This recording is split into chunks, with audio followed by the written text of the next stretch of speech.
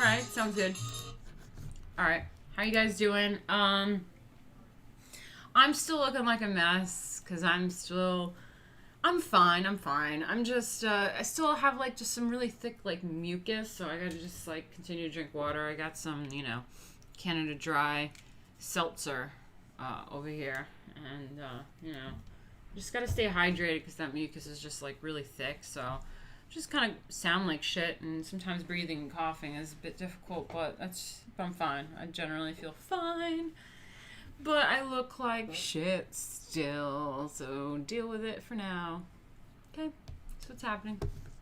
How are you guys? I'm sorry about the interruption earlier. Thank you for coming back in here. I gotta sort out my computer. It has no memory, and I have like a million Adobe programs open. Oh my god, I think they like automatically reopened on this. Oh, I hope it doesn't make the stream crash again. Whoops. How are you guys doing? Yes, thank you, Jay, for always sharing the link. Always, you know, yeah, that whole thing. Like, subscribe, share, support. And you can always support by going to streamlabs.com/Martina Markota TV. And, yeah, that always happens. I look better than the previous stream. Okay, good, good. I feel like my glasses are a bit dirty, though. They're kind of dusty. Should have given them a clean. Oof. Hold on.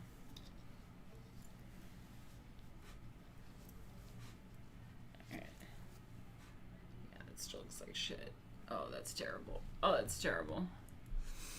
Oh, Michael Kolchinsky came right in there. Thank you so much. He said, sort out your things. Sort out your things. That is something to say. Yeah, yeah. Got a lot of that to do. For sure. For sure. You know, sometimes you just need the proper... Sometimes you need the proper thing, you know? And it even tells me, don't use your shirt. Should have just done this from the start. Much better. Much better. Sort out your things. Sort out your things.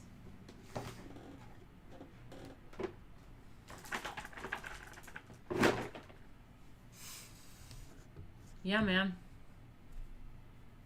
Got that hot dog. Thank you so much, Michael Kolchinsky. Yes, thank you. It's been rough.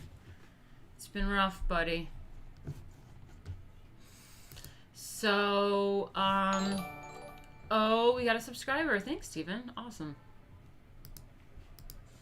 So, let me try to set up this window capture.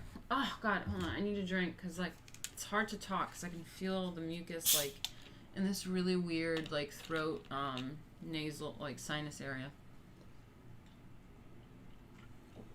It's, like, right in the cusp there.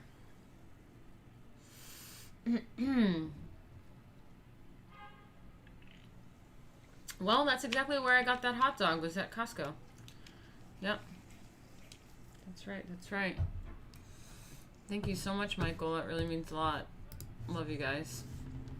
But yeah, since I had to restart, I have to open up the book where we're at, where we left off. We haven't done an art stream in a while. Ooh, what was that? Shit, Bubba's calling me. Ah, fucking Bubba calling me. Bubba, I'm live. Bubba, I'm live on the internet. I'm live on the internet right now, Bubba. I gotta talk to you later. Jeez. God. Alright, so I have to open up the book. Let's see where we left off. We haven't done this in a few weeks. We are going over Gardner's Art Through the Ages. Gardner's Art Through the Ages. Which is the textbook for, like, Princeton for art history. And that is what it looks like right here. Got some Degas or something. Oh no, oh no, oh no. Is it crashing? Oh, fuck. Oh, what's happening? Okay. Whew. Whew. Okay. Are we all good? Are we all good? We crashed yet?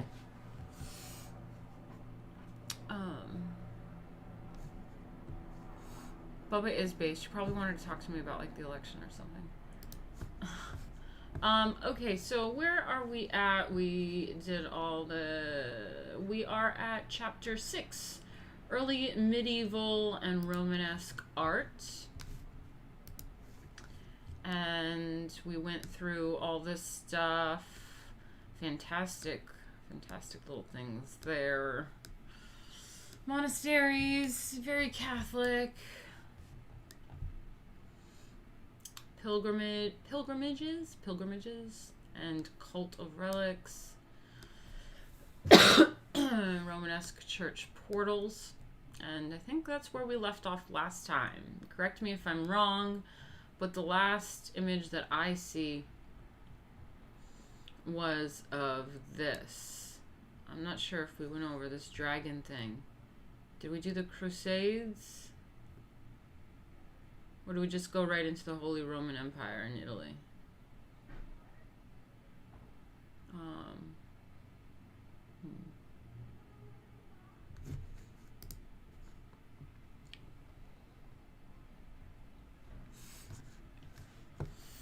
Oh, God. It's just like, it's like in my, like, sinus, like, throat area. It's fucking annoying. Just trying to figure out where we left off. I was looking at this at the last time I saw it, but maybe that was to reference anything. I don't want to go over anything twice. It's fucking annoying. I'm just gonna go right into Holy Roman Empire. Sorry. It's happening. Okay. Gonna zoom in a little if that's okay with you guys. Did you hear that? It's like this weird, like, gargly sound, and, like, in the gargly area, there's, like, mucus, and it's, like, thick, and it's in there. It's in there. I should probably take some an expectorant or something. Loosen that shit up. Mm. Drink some water.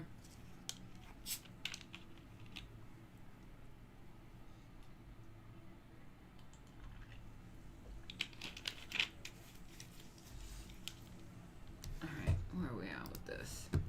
So we have the Romanesque successors of the Etonians were the Salians, roughly 1027 to 1125, a dynasty of Franks of the Salian tribe. Am I saying that right? Right? Salian, Salian.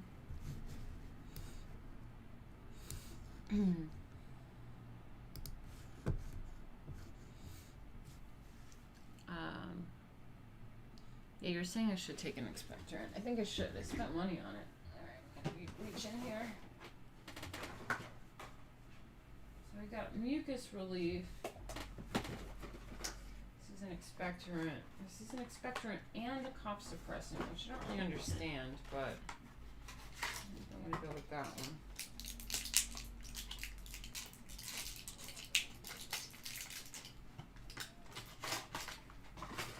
Oh my god, and I'm so pissed off. I got myself some Clown White fucking, I thought it was powder. It's big giant Clown White makeup, which is what I usually use for performing for Lady Alchemy. But I use a powder, and it's a motherfucking giant thing of face paint. What am I going to do with a giant thing of white face paint? Oh my god. I keep getting clown gig notifications too. I may as well just take the hint. Fucking clown world with this out. Just be a fucking clown. I'm just gonna be a fucking real life clown. That's what's happening.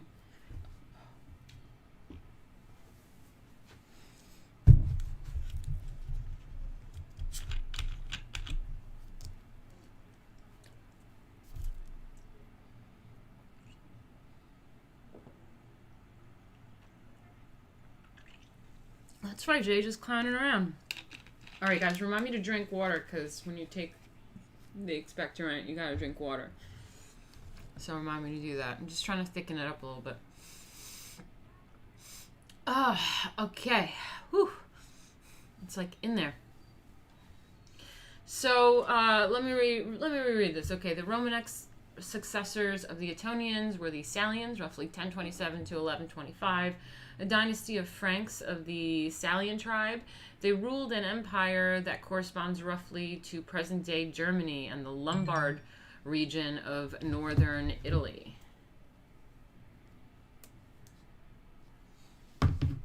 Like their predecessors, the Salian emperors were important patrons of the arts and architecture, although as elsewhere in Romanesque Europe, the monasteries remained great centers of artistic production. Again, this is something that we are constantly seeing that's like throughout. And just like they said, as we've seen in the others, just as their predecessors, all this great art and architecture and art history, and it's a part of history. What we know of history is the art and architecture and the culture of it. There was an importance on art. Whether it was a ruler, an emperor that felt it was important, or the Catholic Church or something, or different patrons or whatever, like there's always really important people that felt it was really important to be patrons of the arts, and that is what remains throughout history. So what is the legacy, what we're putting out there today? We're the patrons of the arts. Leftist, you know what I mean? So don't just complain about culture, you gotta fund that shit. Oh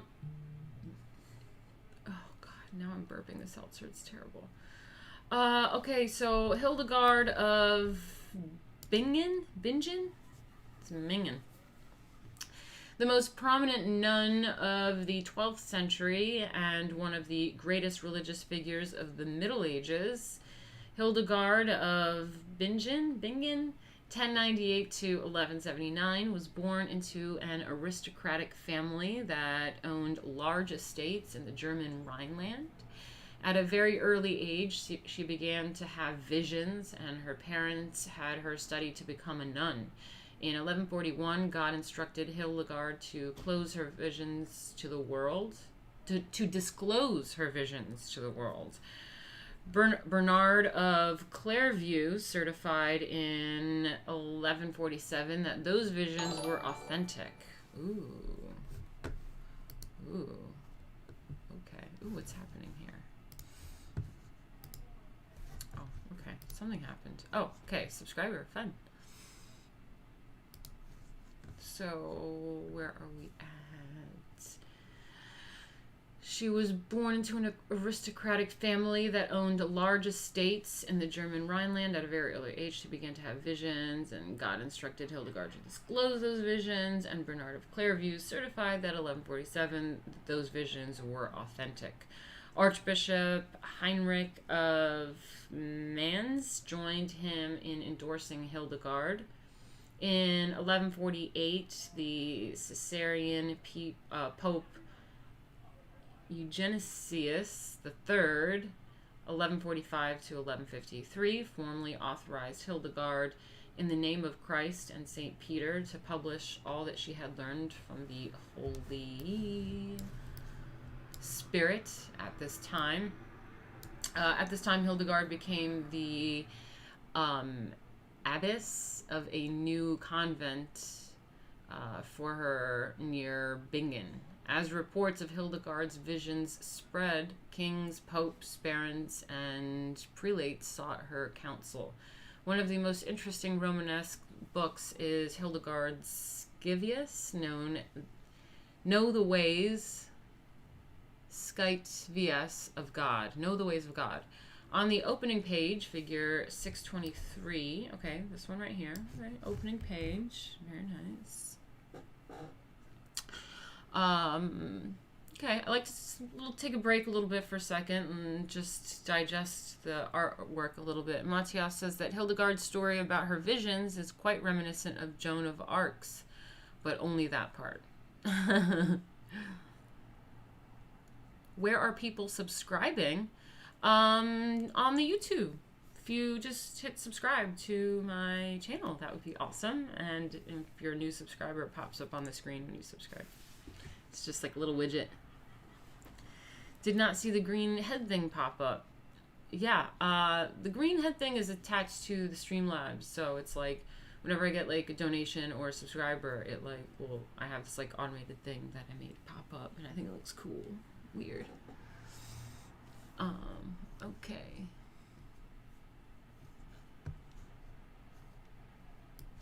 All right, let's look at this. So on the opening page, Hildegard sits within a monastery experiencing her divine vision. That's my sound for all like holy things or whatever. It's like, yeah, so she's experiencing her divine vision. 5 long tongues of fire emanating from above her brain. Just as she describes the experience in the accompanying text, she immediately sets down what has been revealed to her on a wax tablet resting on her left knee. She's got fire and wax? Oh, I don't know about that. You better be careful. Nearby, the monk Volmar, that's cool, Hildegard's confessor, copies into a book all that she has written. All she has written. Here, in a singularly dramatic context, a single picture of essential nature of ancient and medieval book manufacture, individual scribes copying and recopying text by hand. Copying, recopying. You know what I mean? So this is Hildegard receives her vision, detail of a facsimile of a lost folio in the Rupertsberger Scivias by Hildegard of Bingen from Trier or Bingen, Germany, circa 1180, Abbey of St. Hildegard, Rudesheim, Ebingen. Hildegard of Bingen was one of the great religious figures of the Middle Ages. Here she experiences a divine vision, shown as 5 tongues of fire emanating from above and entering her brain. Oh, I love it. That's pretty dope, actually. My comic book's kind of like that, actually. That's what happens in a ritual spell that I do. It's like, oh, fuck. It's not fire, but it's like, oh my god.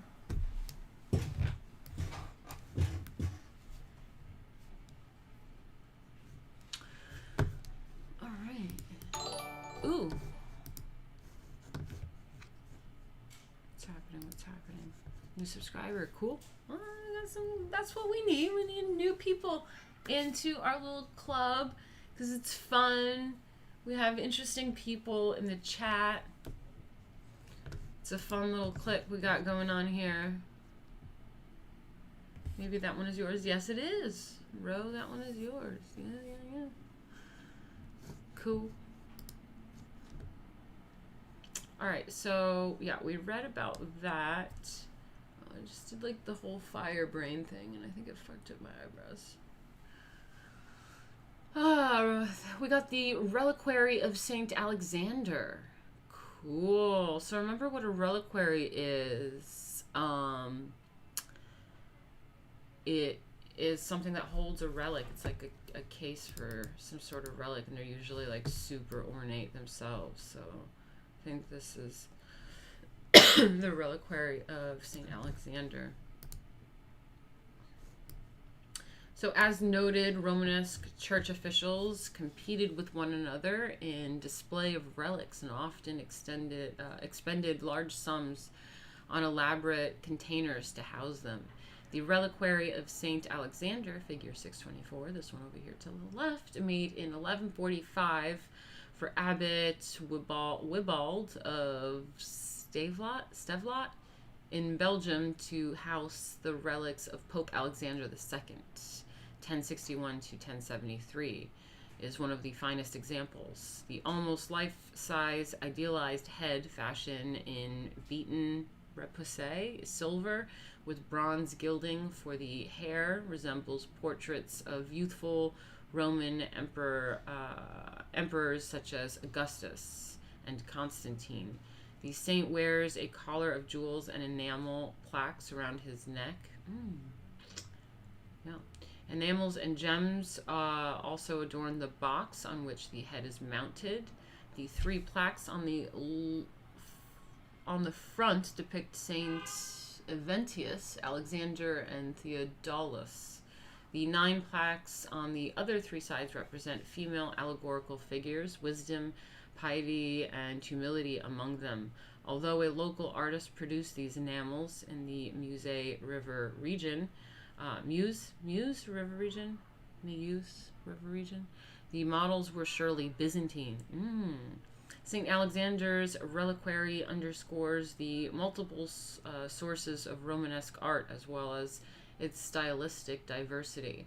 Not since antiquity had people journeyed as extensively as they did in the Romanesque period, and artists regularly saw works of wide geographic origin. Abbot Wibald himself epitomized the well-traveled 12th century clergyman. He was abbot of Monte Cassino in southern Italy and participated in the Second Crusade. Nice. Frederick Barbarossa, Holy Roman Emperor, roughly 1152 to 1190, sent Wibald to Constantinople to arrange Frederick's wedding to the niece of the Byzantine Emperor Manuel Comnenus. Okay, cool. Let's look at this for a second. Oh, and also, Jay, you were upset that the Met streams were over. I don't think they're over, actually. I think we can get another stream or 2 out of the Met photos. I didn't go through all of them. I have other various pictures, but maybe one more stream, because I think the various pictures I have, I didn't get a lot of the descriptions to go with it. This is when I was just walking around and looking at things and just taking pictures of the pictures. And then when I got to the Byzantine towards like the end of my trip, I was kind of like, oh my god, I have to like read all this stuff with everyone on stream, and I want the details of what I'm looking at, and that's when I started doing that. So maybe we can randomly just look at some of the art. But there's another stream left of that, and like I said, I'm in New York, so hey, maybe I can go to the Met again. Again, I have to look at their admission ticket situation, because normally the admission is like technically a donation. So you like, I have literally given them $1 and I got a ticket to get in. It's just they have a suggested donation, and it makes it seem like to tourists that it's mandatory admission like cost, which is like $20 or something crazy. So and then I think I read at some point 2000 teens somewhere that they changed the donation thing to be mandatory. So I don't know. I gotta look into it, but it's New York, so I know there's COVID and all that, but the Met is open, and we'll see what else starts opening it up, and it'll be really fun to share that stuff with you guys. I'm just gonna eat a little bit of ruby red grapefruit. Okay, just give me a second.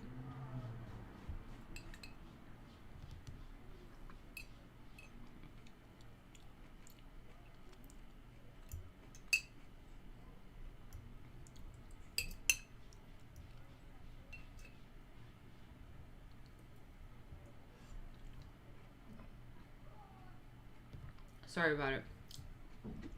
Just want some of that juicy goodness.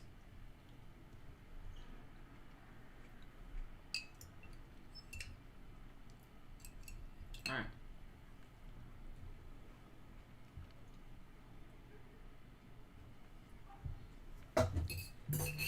All right.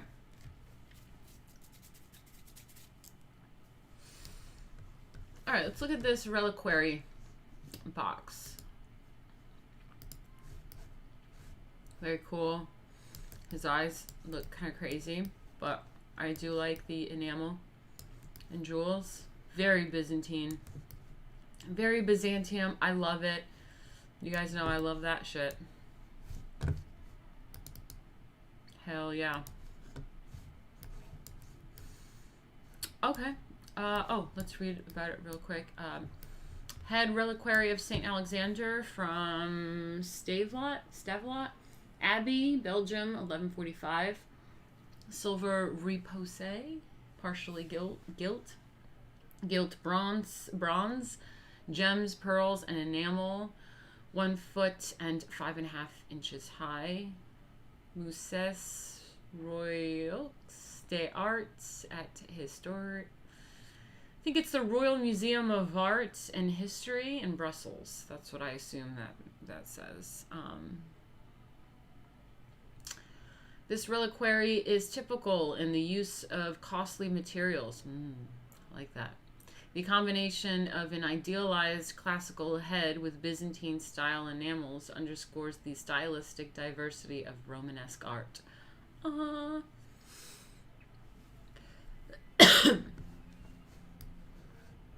Cool. Then we got the Ambrosio, Milan. Nowhere is the regional diversity of Romanesque art and architecture more readily apparent than in Italy, where development in Lombardy parallels those elsewhere in the Holy Roman Empire.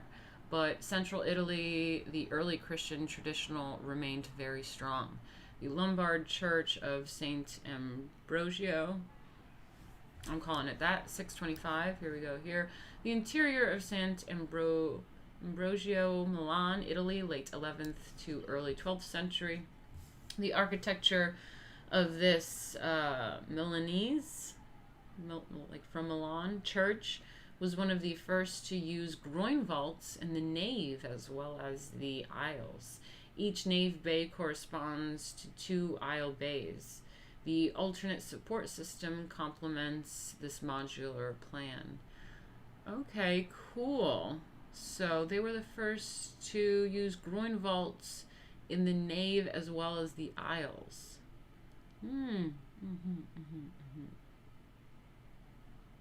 Interesting. Let's look a little closer at this. Remember what the groin vaults were when we went over that for the first time, way back when. Way back. So we've been really using these old techniques.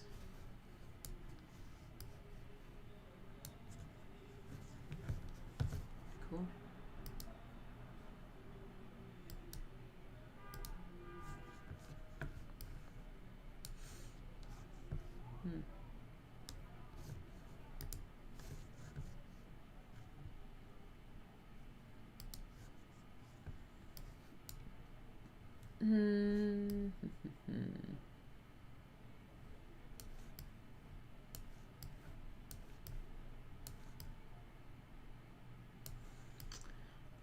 The Lombard Church of Saint Ambrosio, this thing right here, erected in the late 11th or early 12th century in honor of Saint Ambrose, Milan's first bishop, died 397, is an example of the experimentation with different kinds of vaulting that characterizes Romanesque architecture north of the Alps. St. Ambrosio has a nave and 2 aisles, but no transept. Above each inner aisle is a tribune gallery. See, this is when I need to be showing you guys what's going on my screen. So anyway, St. Ambrosio has a nave and 2 aisles, but no transept. Above each inner aisle is a tribune gallery. Each nave bay consists of a full square flanked by 2 small squares in each aisle, all covered with groin vaults. The technical problems of building groin vaults of cut stone as opposed to concrete, knowledge of which did not survive the fall of Rome, at first limited their use to the covering of small areas, such as the individual bays of the aisles of Saint Cernin at Toulouse. In St. Ambrosio, the nave vaults are slightly domical, rising higher than the transverse arches. An octagonal dome covers the last bay, its windows providing the major light source. The building lacks a clerestory for the otherwise rather dark interior. The emphatic alternate support system perfectly reflects the plan's geometric regularity.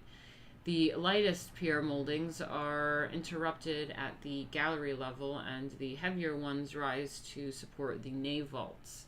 The compound piers even continue into the ponderous vaults, which have supporting arches or ribs along their groins. This is an early instance of rib vaulting, a salient characteristic of mature Romanesque of later Gothic architecture. See Gothic Rib Vaults, Chapter 7, page 189. Very interesting. Let's look at that again real quick. All that. So I guess this has hints of Gothic architecture with the rib vaulting. Sounds pretty kinky. You know what I mean?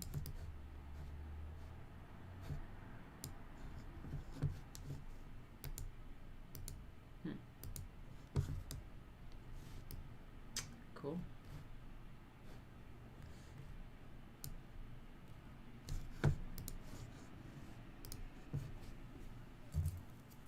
Just gonna have a little smoke real quick.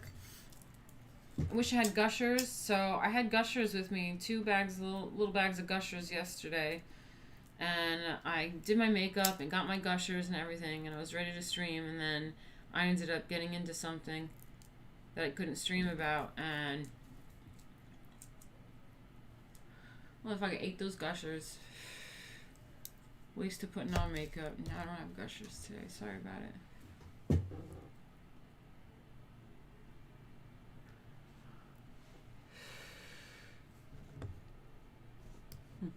So then we're going to do Pisa. It's a really pretty building, actually. This is the Cathedral Complex in Pisa, Italy.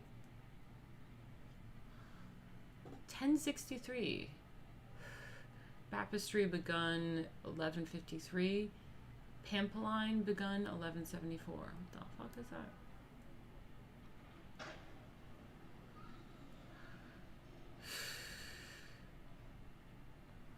I still need to get those juicy drops. That's right. That's right. Maybe I can order some juicy drops online.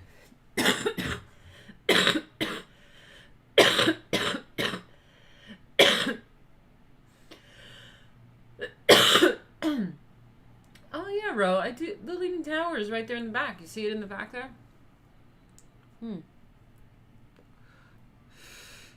Yeah, well, maybe someone wants to give me a donation, maybe for some, you know, juicy drops and gushers. I can get a nice package of them.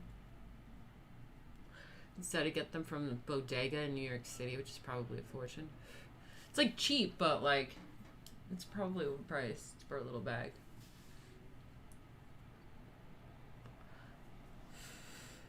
Fuck yeah, man. Michael Von Doom, hey, what's up? For that cough syrup, $5. Thank you, thank you, thank you. Yeah, man. Appreciate it. Definitely spent, dude. Flu medication is like expensive. Not even medication, whatever. I guess it's medication, but the over-the-counter stuff's expensive, man. I think on those decongestants alone is like $30. What am I doing in New York City? Get out of there. I don't know. Now my lips are dry. Now my lips are dry. Hold on.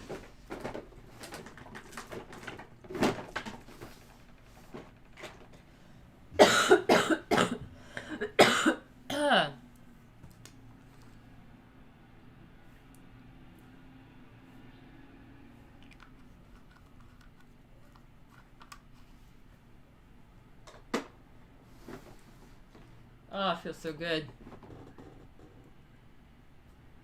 Oh, we got Ro in the house. Gave $5. Thank you. For Martina, also, have you heard of Cato Gottfried? Would love to see you on the show once healthy. Thank you. Yeah, I think they reached out to me. I've just been really busy with a ton of stuff and sick and blah, blah, blah, blah. And yeah, but I hear a lot of really great things. Oh, that's awesome. Nice to have you in here. Sorry, I'm just like sick. Normally this is a better stream. I swear. Really fun in here. And everyone's really smart and supportive. It's awesome.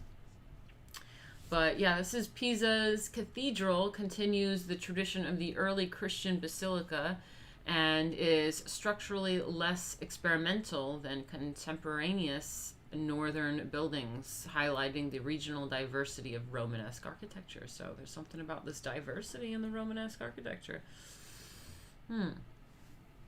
So, although the widespread use of stone vaults in 11th and 12th century churches inspired the term Romanesque, Italian Romanesque churches outside Lombardy usually retained the wooden wooden roofs of their early Christian predecessors. The cathedral complex, figure 626, yeah, this one, is that wood? At Pisa dramatically testifies to the regional diversity of Romanesque architecture. They keep saying that word, diversity. Ooh, got Michael Von Doom with the fucking... Oh, again, that's the sound that you make when it's like really epic and like religious, like, oh, got a halo, God's light. Oh. I should play music. I should be playing music in the background this whole time. I just need like copyright-free music. Let me see. Let's do copyright-free background music.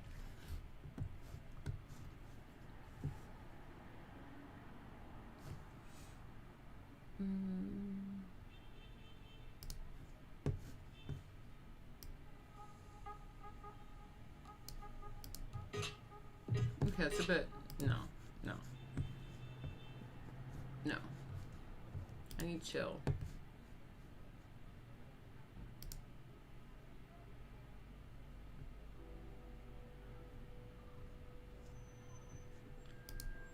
I mean, I guess that'll do. That's fine.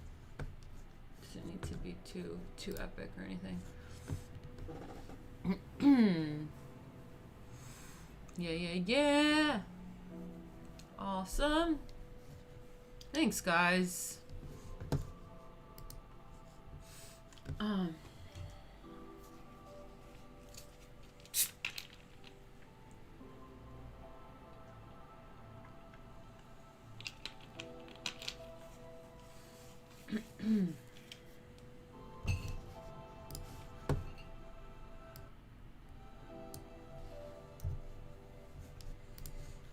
What do we have here?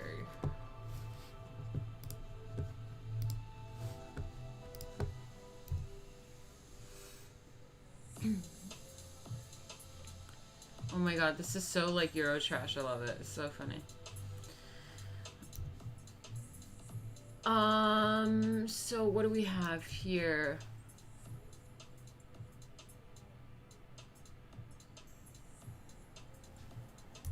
I'm gonna now turn that down. Now it's like distracting me. So we have the cathedral complex at Pisa dramatically testifies to the regional diversity of Romanesque architecture. The cathedral, its freestanding campanile bell tower, freestanding bell tower, and the baptistry, where the infants and converts were initiated into the Christian community. Okay, so anyway, hold on. The cathedral, its freestanding campanile, the bell tower, and the baptistry where infants and converts were initiated into the Christian community present a rare opportunity to show a coherent group of 3 Romanesque buildings. Save for the upper portion of the baptistry with its remodeled Gothic exterior, the 3 structures are stylistically homogeneous. Construction of Pisa cathedrals began first in 1063.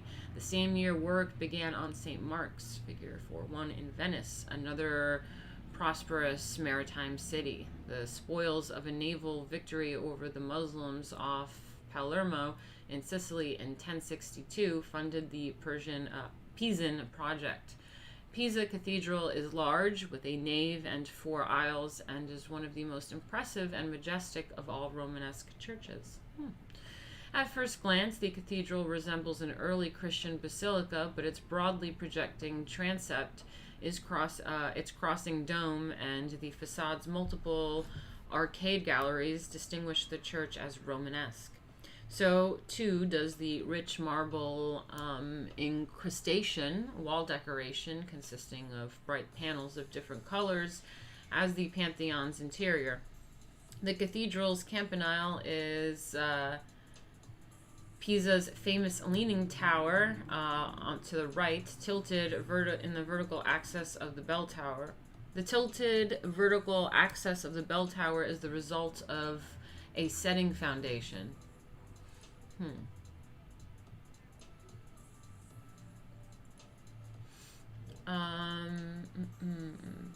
It began to lean even while under construction, and now inclines some 15 perilous feet about out of plumb at the top. Graceful arcaded galleries mark the tower's stages and repeat the cathedral's facade motif, effectively relating the round campanile to its mother building. Yeah.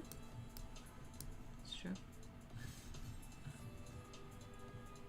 Dude, I love Rob Zombie. Are we talking about Rob Zombie?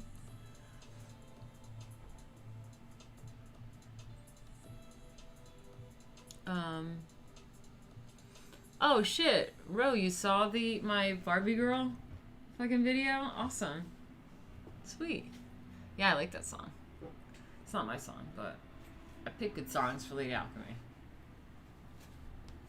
I love Rob Zombie though. Fuck yeah. Alright. So now we have Normandy and England. Oh my god, I still have that mucus. It's like bothering me. I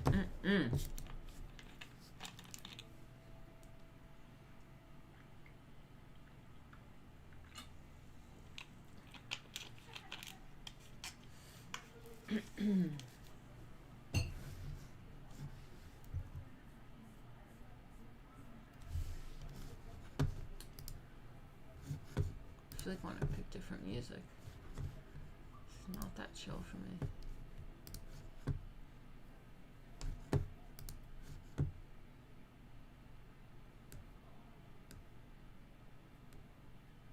Mm-mm.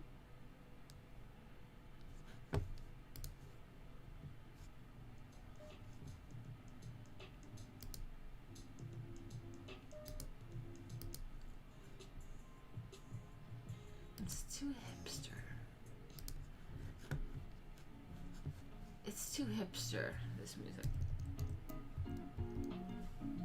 Oh, look at us, guys. We're so cool. It's fucking terrible. Ambient music. There's mountains. Okay, I'm into that.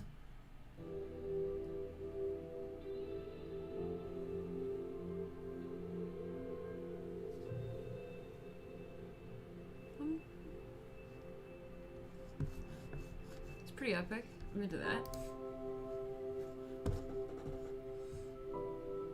Powerman 5000, hell yeah. Oh man, I remember watching that. Oh my god. Living Dead Girl, Dragula.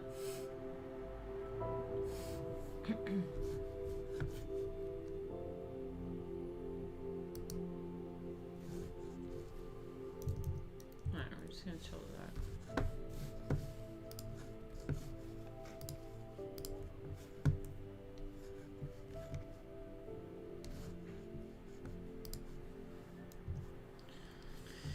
So we got Normandy and England over here.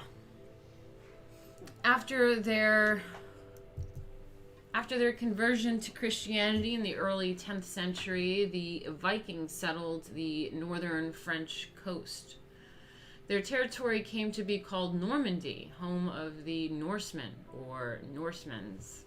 The Norsemans quickly developed a distinctive Romanesque architectural style that became the major source of French Gothic architecture. Very cool. Very cool. Hold on a second. I have to mute and make a weird sound to try to get this in my sinus throat.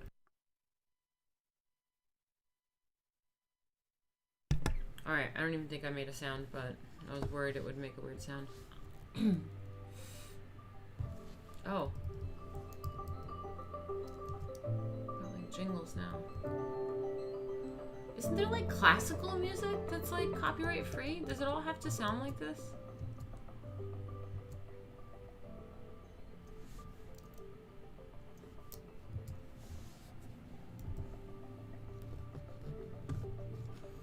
I feel like this needs classical music, you know what I mean? Classical. Like, that was, like, fine, but it's like, I feel like it's just not fitting with what we're talking about. Royalty-free classical music. Let's do that.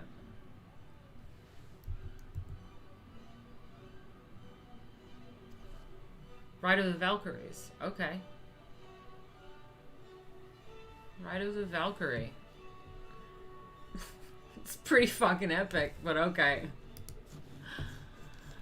This is like some Tom and Jerry type music.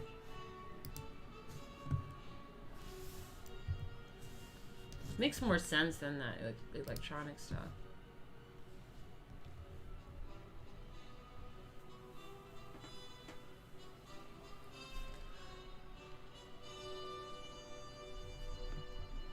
I should be wearing my crown and stuff, but I'm wearing a hoodie, so. Okay, so we have the Saint Etienne in, oh god, guys, how do I say this? Oh, I gotta look up how to say it.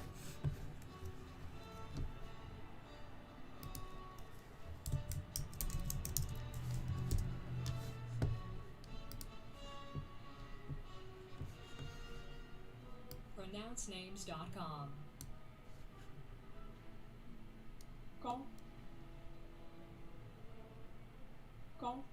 What the fuck was that sound? That's like clicking. That's like a click sound. The French click?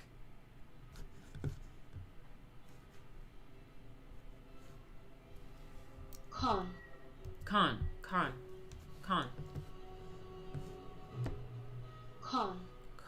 Alright. Go with it.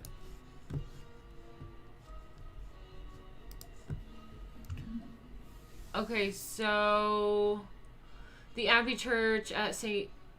Etienne at Cannes is is the outstanding example of Norman Romanesque architecture begun by William of Normandy, William the Conqueror, in 1067. Work must... Oh, jeez. Valkyrie, calm down.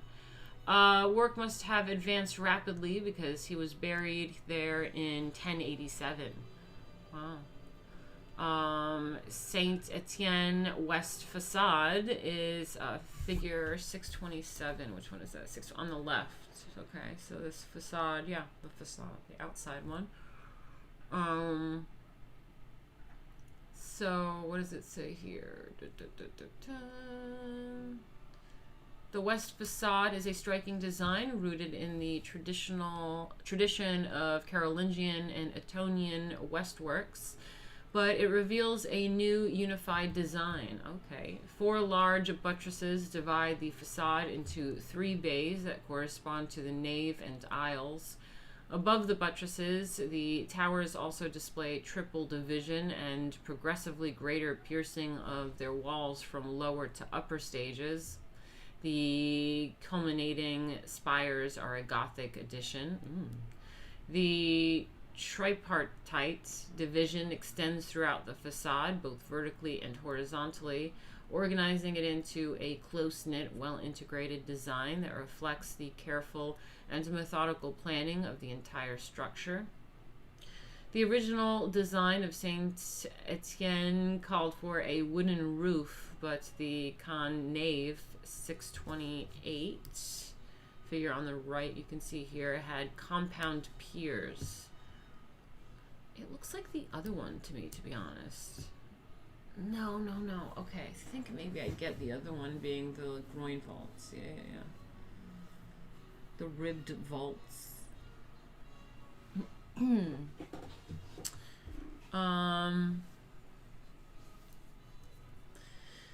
So yeah, on the left here we have the west facade of Saint Etienne in Cannes, France, begun 1067. The division of Saint Etienne facade into 3 parts corresponding to the nave and aisles reflects the methodical planning of the entire church. The towers also have a tripartite design. Okay.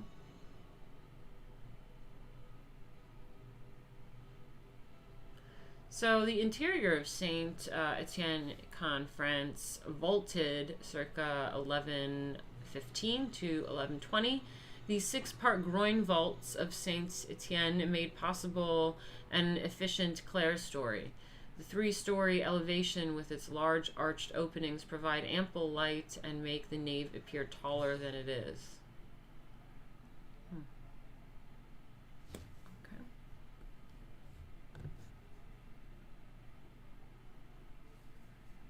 So the original design of the Saint Etienne called for a wooden roof, but the Cannes nave had a compound tiers with simple engaging half columns alternating with piers with half columns attached to pilasters. When the builders decided to install groin vaults around 1115, the alternating nave piers proved a good match. Those piers soar all the way to the vault's springing. Let me zoom in a little bit. I have a hard time reading. Their branching ribs divide the large square vault compartments into 6 sections, making a sexpartite vault. The architecture is like so sexual. You got groin vaults and naves and, you know, all sorts of stuff. So we got the sexpartite vault. The vaults rise high enough to provide room for an efficient clerestory. The resulting 3-story elevation with its large arched openings admits ample light to the interior. It also makes the nave appear taller than it is. As in St. Ambrosio, the Norman building has rib vaults. The diagonal and transverse ribs compose a structural skeleton that partially supports the still fairly massive paneling between them. Despite the heavy masonry, the large windows and reduced interior wall surface give Saint Etienne nave a light and airy quality. The Durham Cathedral.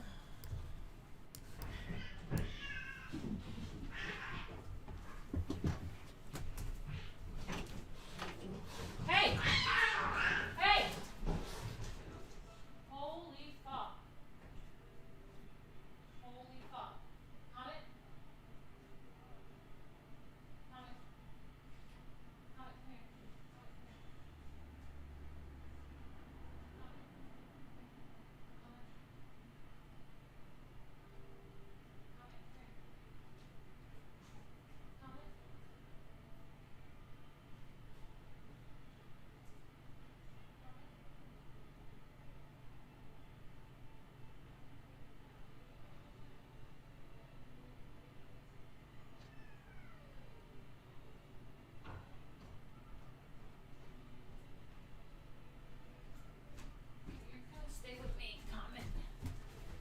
Stay with me, okay, buddy?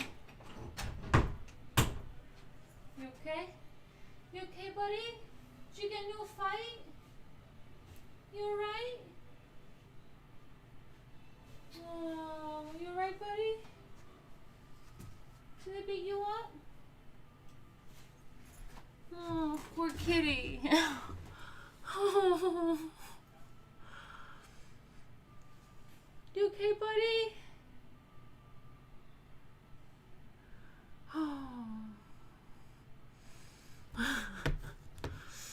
Oh. Comet, come here. Come here. It's okay. Comet, come here. Come here.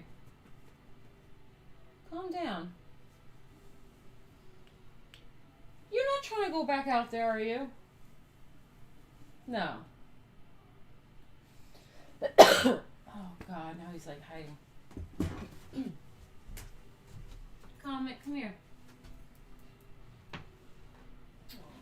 Buddy. Buddy. Oh. Oh, we got Ro. We got $5 for cat food. Thank you. Bring the cat on the stream. Yeah, sometimes he likes to come sit on my lap, but he's a little freaked out right now. He just got into a little fight with the other cats, and he's hiding under the bed. Aww. Poor Comet. Anyway, that was a little scary. Sorry. Calm down a little bit. I'm gonna calm down a little bit. But if we look here to the left, I think that's quite stunning. I really love this one. Look at that. Nice. This reminds me of my Croatian church that I grew up in Manhattan. There's a Croatian church that looks like that. It's nice. Very, very nice. What do we have here? The Durham Cathedral. William of Normandy's conquest of Anglo-Saxon England in 1066 began a new epoch in English history.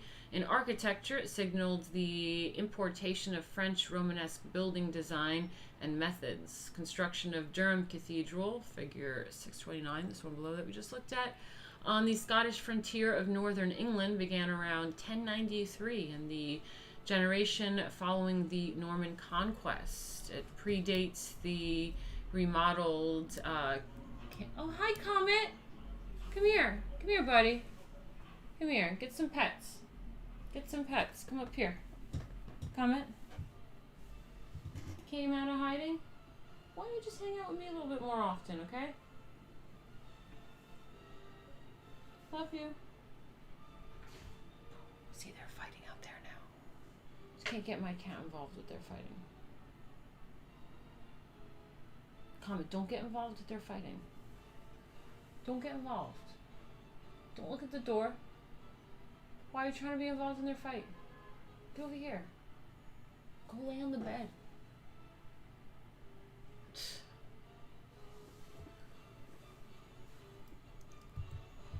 So I heard like classical music playing, and I was like, oh wow, that's like different for outside. And then I realized it was me on a really low volume. Call it.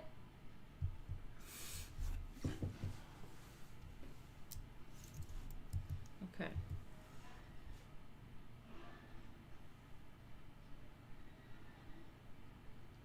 I think it's full on cat fighting outside.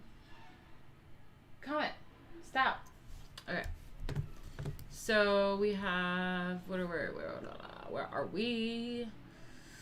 This is actually interesting because I was curious when I was living in the north of England where things like this were. I was like, come on, this is like an old country. Like, where's some castles and shit? What to do? And it's just like, I don't know. And I'm like, oh my god, like there's got to be some stuff. So this is interesting. I should write this down actually. I'm gonna maybe write this down. So we have Durham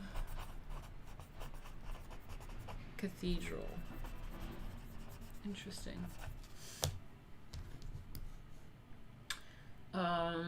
So where are we?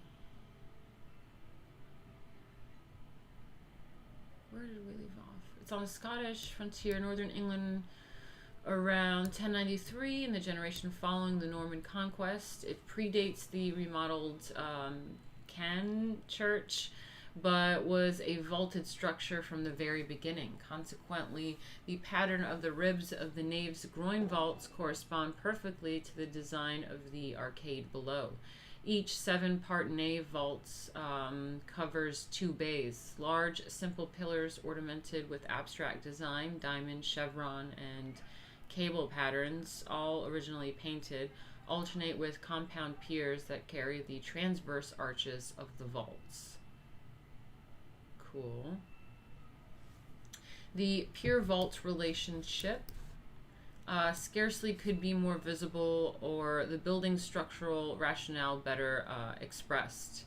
The bold surface patterning of the Durham nave is a reminder that construction of imposing stone edifices such as the Romanesque churches of England and Normandy require more than just the talents of master designers. Hey.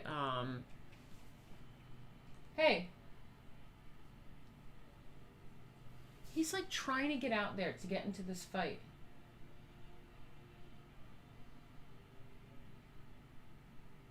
Sit. Okay, come here, come here. Come here, buddy. Oh, love you. Just relax. Don't pay attention to them. Come here.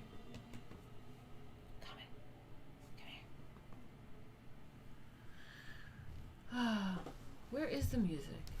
Where did the music go?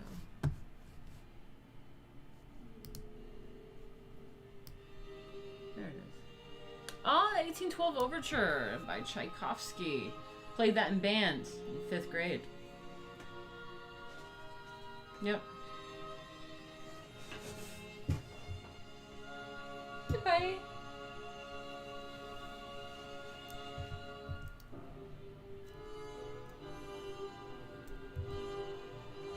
This is what's going on with the cat right now. Cat, what's going on? Oh, now he's laying down being cute.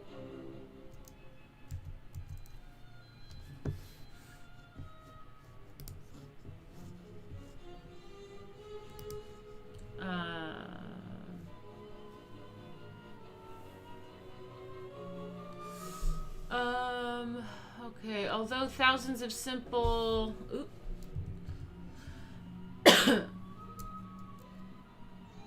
Wait, so... Expert masons had to transform rough stone blocks into the precise shapes necessary for their specific place in the church's fabric. Although thousands of simple quadrangular blocks made up the great walls of these structures, the builders needed large numbers of blocks and much more complex shapes. To cover the nave and aisles, the stonecutters had to carve blocks with concave faces to conform to the curve of the vault. Also required were blocks and projecting molding projecting moldings for the ribs, blocks and convex surfaces for the pillars, or with multiple profiles for the compound piers, and so forth. It was an immense undertaking, and it is no wonder that medieval building campaigns often lasted for decades. Damn. Durham Cathedral is the earliest example of known of a ribbed groin vault placed over a 3-story nave. Interesting. And in the nave's western parts, completed before 1130, the rib vaults have slightly pointed arches, bringing together for the first time two of the key elements that determined the structural evolution of Gothic architecture. Ooh, cool. That's really interesting. And in the nave's western parts, completed before 1130, the rib vaults have slightly pointed arches, bringing together for the first time two of the key elements that determined the structural evolution of Gothic architecture. Also of great significance is the way the English builders buttressed the nave vaults. The lateral section, figure 629, this is on the bottom right here, reveals that simple quadrant arches whose curve extends for 1/4 of a circle's circumference, takes the place of groin vaults. The structural descendants of these quadrant arches are the flying buttresses that epitomize the mature Gothic solution to church construction. See the Gothic Cathedral, Chapter 7. Yeah, how exciting. Very interesting. Ignore that. That's just my buzzer, but the roommates are getting it. So this is, on the left is the interior of what we were just talking about and all the complicated design and whatnot. And lateral section right of Durham Cathedral, England, begun around 1093. Durham Cathedral is the first example of a ribbed groin vault placed over a 3-story nave. The architect used quadrant arches in place of groin vaults in the tribune to buttress the nave vaults. Is anything going on? What's happening? Let me just press the buzzer. Hold on.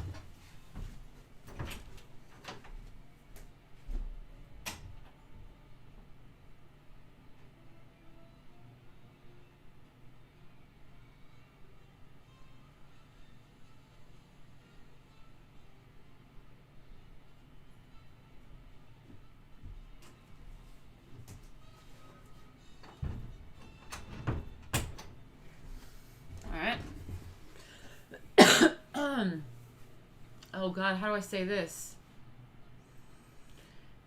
Bayou Tapestry? Is that how I'm going to say it? Bayou Tapestry? Tell me if I'm wrong about that. I don't know.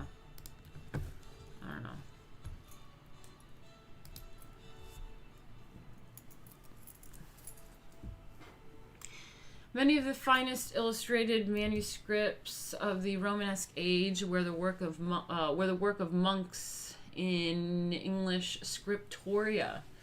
Ooh, scriptoria. I like that. Scriptoria. I'm going to name something that. Okay, so many of the finest illustrated manuscripts of the Romanesque age were the work of monks in English scriptoria, following in the tradition of Hiberno-Saxon book production. But the most famous work of English Romanesque art is neither a book nor Christian in subject. The so-called Bayou Tapestry, 630, is unique in medieval art. It is not a woven tapestry, but rather an embroidery made of wool sewn on linen. Closely related to Romanesque manuscript illumination, its borders contain the kinds of real imaginary animals found in contemporaneous books, and an explanatory Latin text sewn in thread accompanies many of the pictures. Some 20 inches high and about 230 feet long, the Bayou Tapestry is a continuous, frieze-like pictorial narrative of a crucial moment in England's history and of the events that led up to it. So it's like a comic book, guys. The Norman feat of the Anglo-Saxons at Hastings in 1066 brought England under the control of the Normans, uniting all of England and much of France under one rule. Okay, wait, hold on, let me think about that again. The Norman defeat of the Anglo-Saxons at Hastings in 1066 brought England under the control of the Normans, uniting all of England and much of France under one rule. The Dukes of Normandy became the kings of England. Commissioned by Bishop Otto, the half-brother of the conquering Duke William, the embroidery may have been sewn by women at the Norman court. Many art historians, however, believe it was the work of English stitchers in Kent, where Otto was Earl after the Norman conquest. Otto donated the work to Bayou Cathedral, hence its nickname, but it is uncertain whether it was originally intended for display in the church's nave, where the theme would have been a curious choice. Curious. These circumstances leading to the Norman invasion of England were well documented. In 1066, Edward the Confessor, the Anglo-Saxon king of England, died. The Normans believed Edward had recognized William of Normandy as his rightful heir, but the crown went to Harold, Earl of Wessex. Wessex. I'm from Wessex. The king of Anglo-Saxon brother-in-law who had sworn an oath of allegiance to William. The betrayed Normans, descendants of the sea-faring Vikings, bordered their ships, crossed the English Channel, and crushed Harold's forces. Interesting. Illustrated here are 2 episodes of the epic tale as represented in the Bayou Tapestry. The first detail, figure 630 on the top, which is this one up here. 630 on the top here. Let me just catch up to what you guys are saying real quick.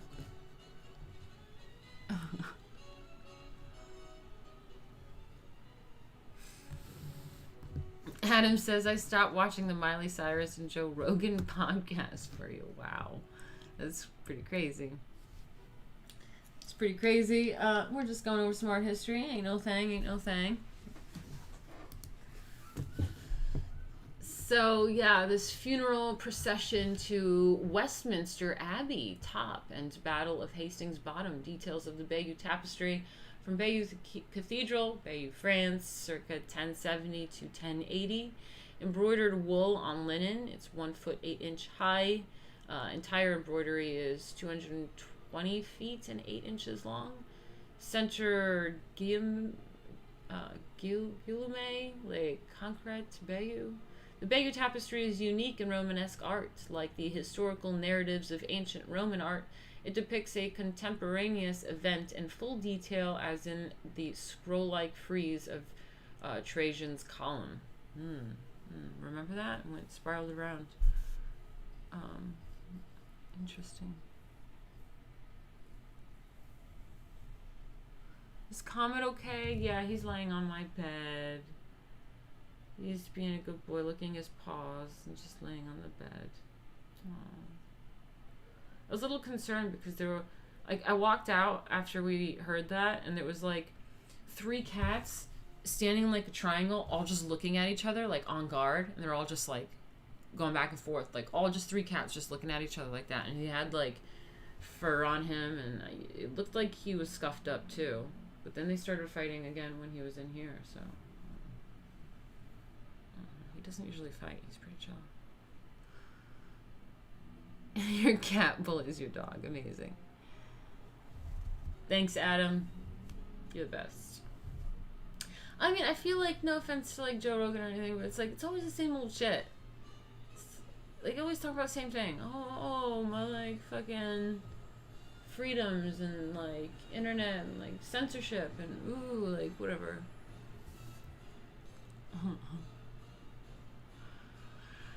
So, what do we have here?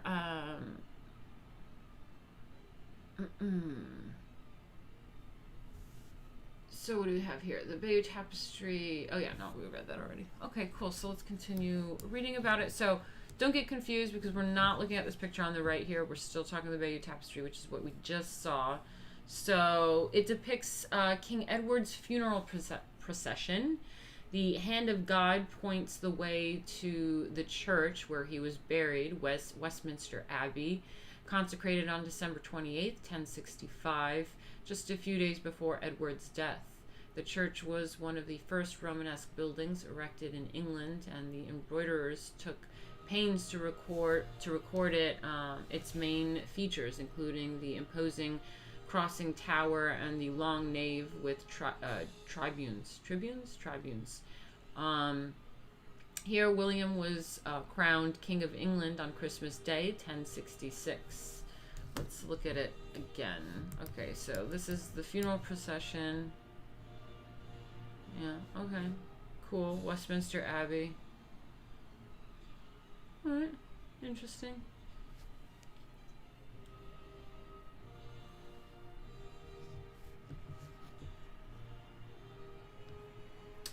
So then they have the second detail, so it's the bottom figure. It shows the Battle of Hastings in progress. The Norman cavalry cuts down the English defenders. The lower border is filled with the dead and wounded, although the upper registers continues the animal motifs of the rest of the embroidery. The Romanesque, let's just look at it for a second. So let's look at the dead and dying down there. Oh, I see them, I see that. Okay, the injured and the dead. And then the animal motifs. Okay. On the borders. Battle of Hastings. Got it. Cool.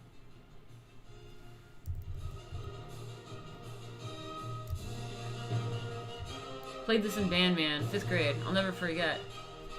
I was at flute at the time. I did flute and clarinet, but this was flute.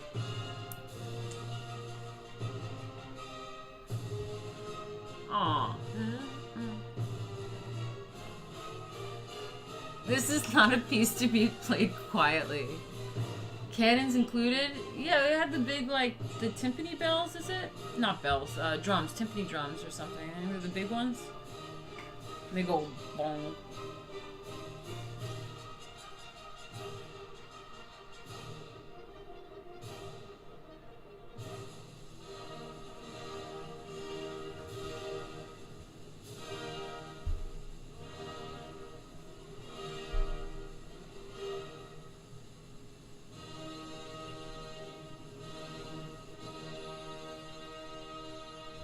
Never ends, man. This never ends.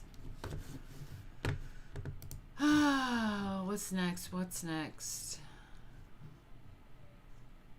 Strauss, Blue Danube. That sounds familiar too. Well, anyway, let's turn this back down. Just let that chill.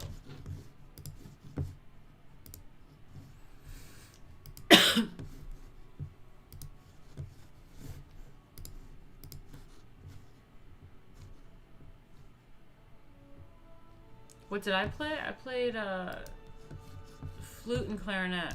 I played flute since like elementary school. I played in band competition too. We competed in NISMA. It's New York State freaking band and orchestra bullshit. And we wore like cummerbunds and bow ties and all that, and had prepared pieces and certain level. We did level 6. And we got gold with distinction. Got the highest fucking possible thing. We were a fucking good band. We were good. Mrs. OJ. She was great.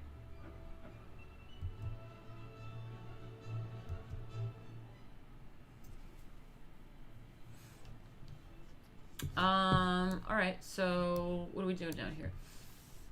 So we got the Battle of Hastings, we got the animal motifs and the dead bodies and shit, and Romanesque artists co-opted some of the characteristic motifs of Greco-Roman battle scenes. For example, the horses with twisted necks and contorted bodies. But the artists rendered the figures in the Romanesque manner. Linear patterning and flat color replaced classical three-dimensional volume and modeling in light and dark hues. The Bayou Tapestry stands apart from all of the Romanesque artworks in that it depicts an event in full detail at a time shortly after it occurred, recalling the historical narratives of ancient Roman art. Art historians have often likened the Roman embroidery to the scroll-like frieze of the Column of Trajan. Like the column account, the story told on the Bayou Tapestry is the conqueror's version of history, a proclamation of national pride, and is not confined to battlefield successes. It is a complete chronicle of events. Included are the preparations for war, with scenes depicting the felling and spitting of trees for ship construction, splitting of trees for ship construction, the loading of equipment onto vessels, and cooking and serving of meals, and so forth. In this respect, the Bayou Tapestry is the most Romanesque work of Romanesque art. Romanesque work of Romanesque art. Okay, so it's the most Roman-like of the Romanesque thing, because it is very much like that. If you remember that spiral thing, and it just had this long narrative of like this event, and it was just like everything that took place. Like, so they were talking about like cooking and eating and like going to the bathroom and shit. Nisma! MCAT, you know what I'm talking about with the Nisma? It's funny.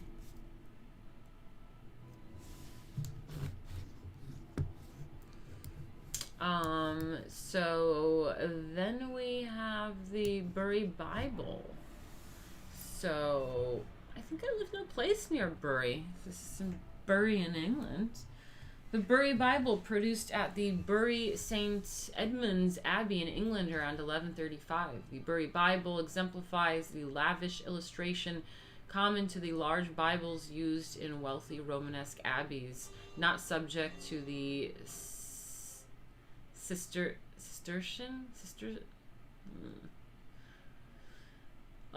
not subject to the ban on luxurious books. The frontispiece, this thing right here. Okay, this image. Finally, we're talking about this, because we were talking about this the whole time. I hope you guys realize that. Okay, this is the most Romanesque piece of Romanesque art, because it's very Roman-like.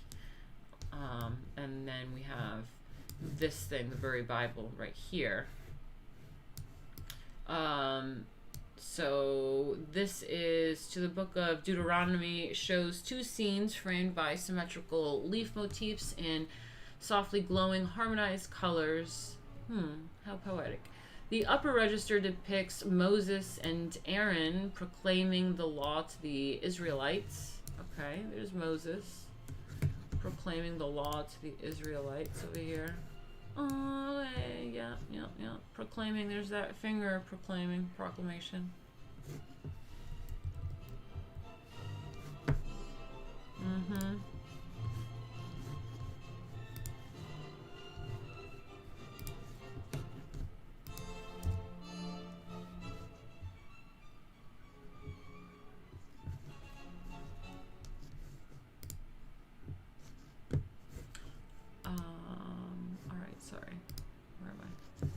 Yeah, that's right. Thank you, Jay. Guys, if you don't mind, like, subscribe if you're new, all that stuff. And if you can, if you guys have a few bucks to spare, whether it's $2 or $50 or $20 or $10, whatever it is really helpful for me, and it helps me get through, and I really depend on it. This is what I'm doing right now in my life. And if you enjoy it and you have the money to give, please help me out. You can do that by clicking that link that Jay just shared. It's streamlabs.com/Martina Markota TV.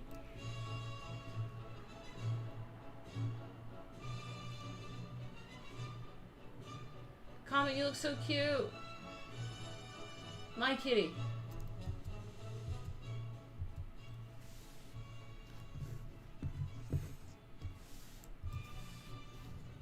Alright, so let's go look at what's going on here. Bye, Adam. Thanks for coming by. So what do we have here? So we have the upper register depicts Moses and Aaron proclaiming the law to the Israelites. Moses has horns consistent with St. Jerome's translation of the Hebrew word that also means raise. The lower panel portrays Moses pointing out the clean and unclean beasts. The gestures are slow and gentle and have quiet dignity. The figures of Moses and Aaron seem to glide. They do seem to glide.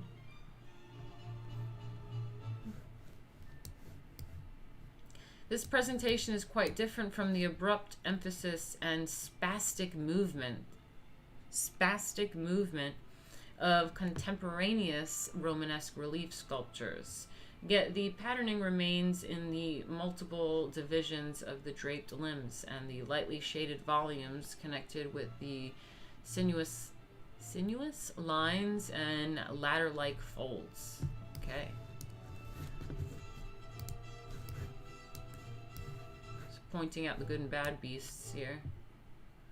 Beasts. I do like their fabric folds. That's pretty cool. I love fabric.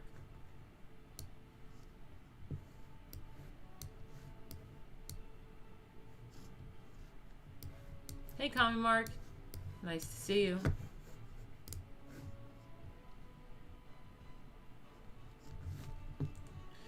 Got another half hour. Got another half hour to go, by the way.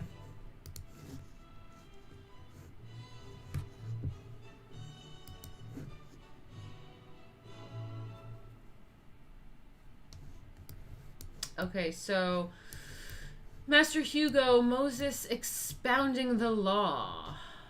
Folio 94, recto of the Bury Bible from Bury St. Edmunds, England, circa 1135. It's ink and tempera on vellum, 1 foot 8 inch by 1 foot 2 inches.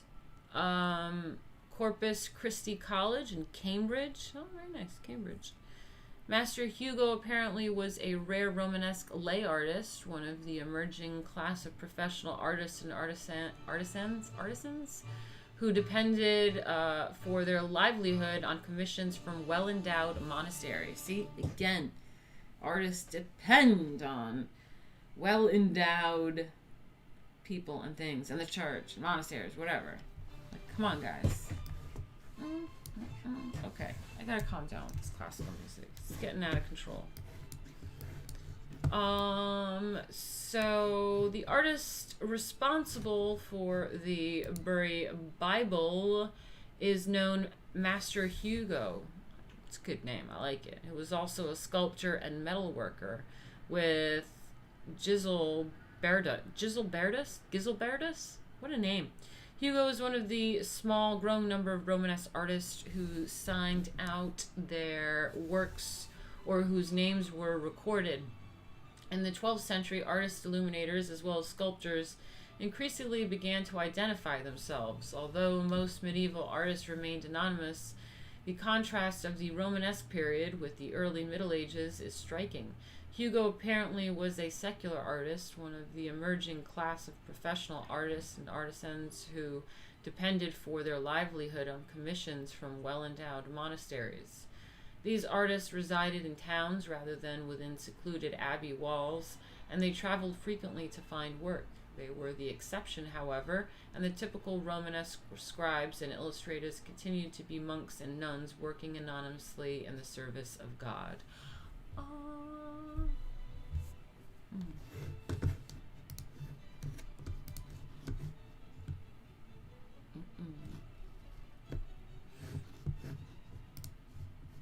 So then we have the Edwine Salter. Edwine Salter.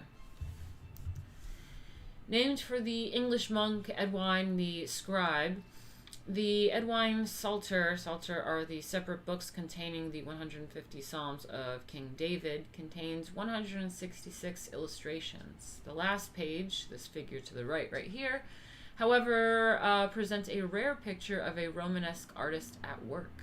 Oh, wow, look at him. I like the colors. I love green. The style of the Edwine portrait is related to that of the Bury Bible, but although the patterning is still firm, notably in the cowl and the thigh. The drapery falls more softly and flows more, follows the movements of the body beneath it. Yeah, it has the same little swirly thing as like before. Here, the arbitrariness of many Romanesque painted and sculpted garments yielded slightly, but clearly, to the requirements of more naturalistic representation. The Romanesque artist's instinct for decorating the surface remained, as is apparent in the gown's whorls and spirals, but significantly the artist painted those interior lines very lightly to avoid conflict with the functional lines that contain them. Okay. The portrait of Edwine is probably a generic type and not a specific likeness. It is the long tradition of author portraits in ancient and medieval manuscripts, although the true author of the Edwine Psalter is King David. Edwine exaggerated his importance by linking his image to that of an evangelist writing his Gospels, and by including an inscription within the inner frame that identifies him and proclaims him as a prince among scribes. He declares that due to the excellence of his work, his fame will endure forever, and that he can offer his book as an acceptable gift to God. Sounds like Loomer. Edwine, like other Romanesque sculptors and painters who signed their works, may have been concerned for his fame, but these artists, whether monks or laity, were not yet aware of the concept of fine art and fine artists. To them, their work existed not for its own sake, but for God's. Nonetheless, works such as this one are an early sign of a new attitude towards the role of the artist in society that presages the emergence of the notion of individual artistic genius in the Renaissance. I mean, that's really interesting. That's a really interesting point. So it's like, these were depicting artists, and they were kind of like trying to make themselves like this relevant thing, but it still wasn't really like a thing yet. Like, artists wasn't even really like a notion yet, but they were like kind of almost like getting there at this point. So it's interesting. Edwine, the scribe, that's cool. I like scribes. My sister's a scribe. Edwine, the scribe at work, folio 283, verso of the Edwine Psalter, circa 1160 to 1170, in contempora on vellum, Trinity College, Cambridge. Although he humbly offered his book as a gift to God, the English monk Edwine added an inscription to his portrait declaring himself a prince among scribes, whose fame would endure forever and ever and ever. Interesting. Cool. All right, guys, so that was the end of that. This is the kind of wrap up, what we can do here. And we went over, this was the early medieval and Romanesque Europe, the big picture. The big picture.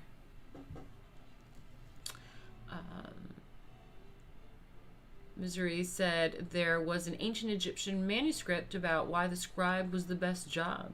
Wow. That's cool. I'm going to show her that. It's funny. It's the best job, guys.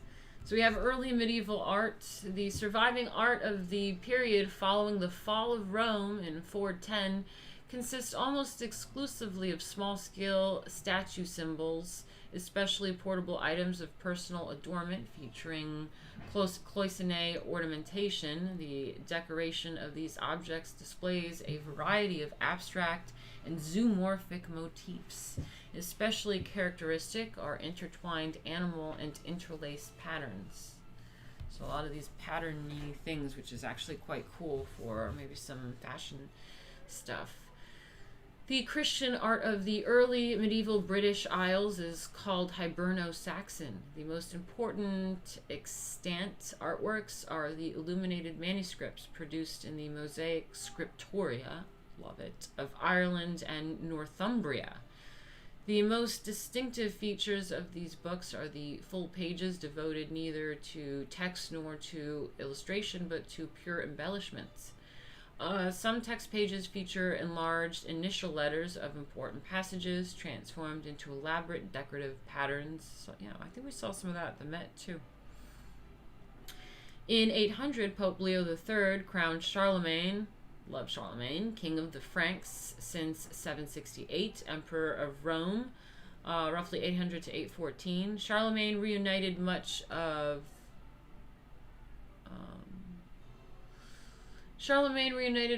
Western Europe and initiated a conscious revival of the art and culture of early Christian Rome during the Carolingian period, 768 to 877. Carolingian illuminators merged the illusionism of classical painting with the northern linear tradition.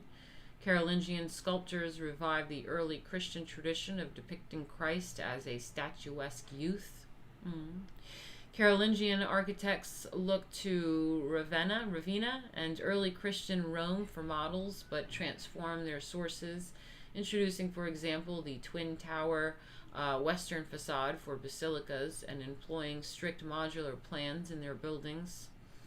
In the 10th century, a new line of emperors, the Ettonians, roughly 919 to 1024, consolidated the eastern part of Charlemagne's former empire and sought to preserve and enrich the culture and tradition of the Carolingian period. Ettonian architects built basilican churches with the towering spires and imposing westworks of their Carolingian models, but introduced the alternate support system into the interior elevation of the nave.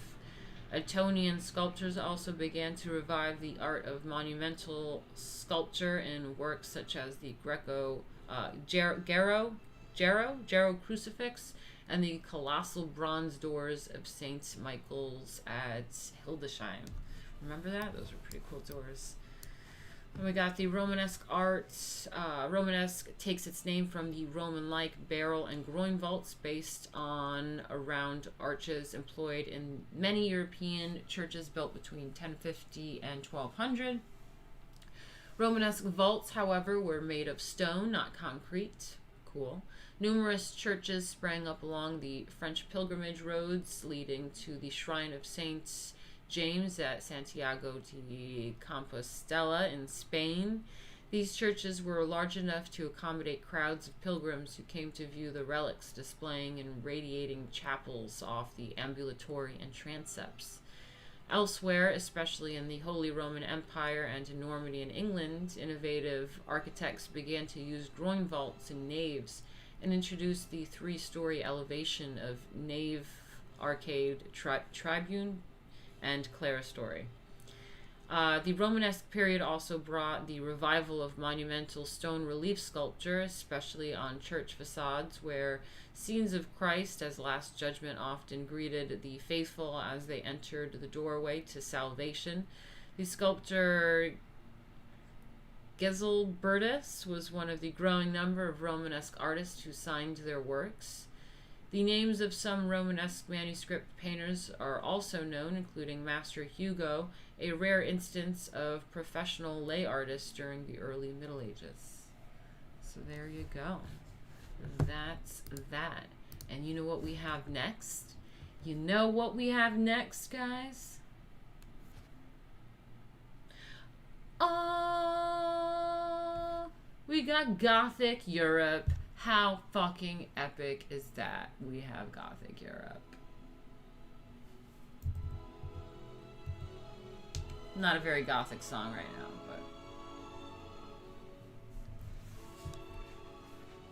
yeah, man. Maybe I should dress all Gothic next time. Gothic Europe style. European Gothic. That's what I'm talking about. seen the Notre Dame. It is not a phase bomb. I love it. Oh my god, what the fuck is going on with OBS? It's freaking me out. What is it doing? No. Am I stuck on streaming forever? This is where the fun begins. Oh my god, guys. My OBS is like crashing. It looks fucking weird right now. I can't get out of streaming. I'm stuck with you guys forever.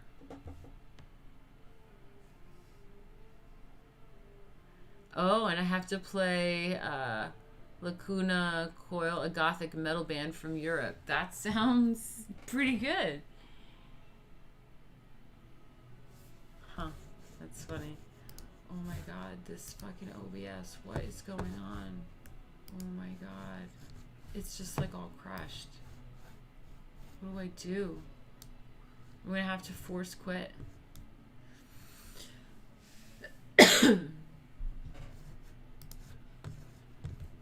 Keep up the conversation. That's what super chats are for, guys. I got some really important stuff I gotta do, but I'll keep you guys updated on it when I'm ready. When I'm ready to let you guys know what's up. Oh my god, Josh Randall says, chat, I'm having a jalapeno burger in Dallas, Texas. Pure bliss, fam.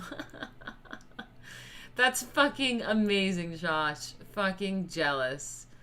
I'm about to put a frozen Boric in the oven. That's what I'm doing. It's funny. It's funny, it's funny, it's funny. Amazing, Josh. It's amazing. Alright, so, yeah, that's what's going on. We got, fucking gothic rib vaults and shit. Oh, man. Cool. Cool, cool.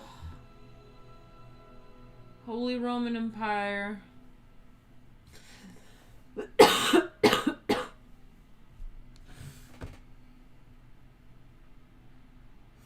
Roasted vegetables. That sounds good.